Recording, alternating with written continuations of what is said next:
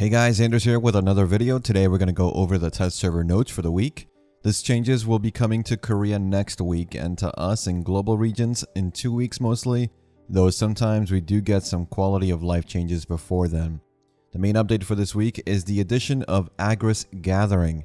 When using a pickaxe, 42 points of Agris will be consumed, 150% more basic materials will be gathered. The same is the case for the rest of the tools, only difference is the Agris consumption per tool. So like I said, pickaxe consumes 42 Agris, fluid collector for blood consumes 34 Agris, the fluid collector for sap consumes 30 Agris, butcher knife consumes 34 Agris, the hoe, the tanning knife, and the lumbering axe all will consume 22 Agris per gather.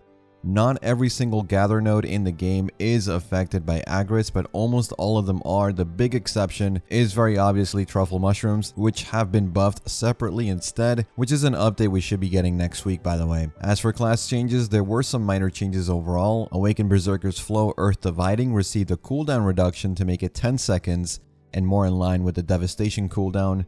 Blasting, on the other hand, got revamped with a new animation, a new AP buff, more damage, and a change of CC from knockback to stiffness.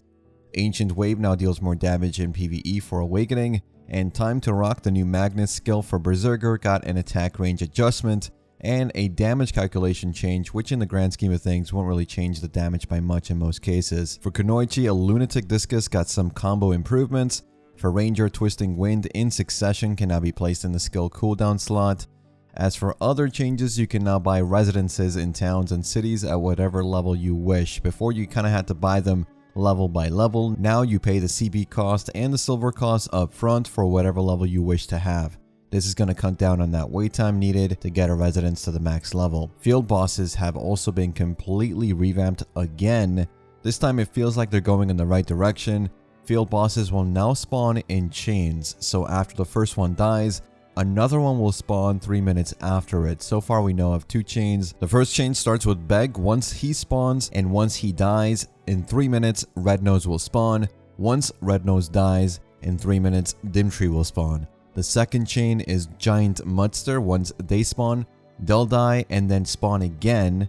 And once they die again the second time, in 3 minutes, Katsvariak will spawn in Shira Ruins. The location is going to be for Balanos in the first chain, but for Mudster, he still spawns in Serendia, but again, you're going to have to travel to Shira Ruins for Katsvariak. To entice you to even do these, all basic loot has been doubled. So Blackstone drops from field bosses, doubled. Gold bar drops from field bosses, doubled. Hunter seals, doubled. Flawless Blackstones, tripled.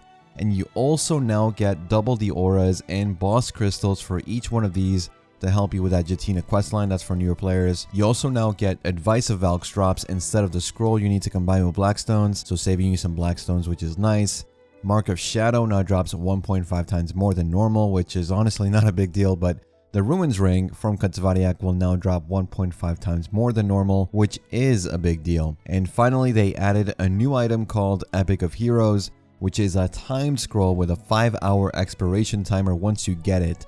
If used, it will give you a 10% item drop rate increase that stacks with everything else in the game and will last for 5 hours, so not too bad. And that was it for the test server update. 2 major content updates, not really much in balance changes, unfortunately. Hopefully we see that more next week. But we do have an announcement for the Calpheon Ball. It's not very far away. It will be held December 10. I will make a speculation video again, giving you my thoughts on what we can expect. But honestly, more than likely, this will be the unveiling of the new region, Land of the Morning Light. And that's it for this one. Let me know what you think about the Agris Gathering change and the field boss changes in the comments. And as always, thanks again for watching. Thanks for listening. I'll see you all in the next one. Take care.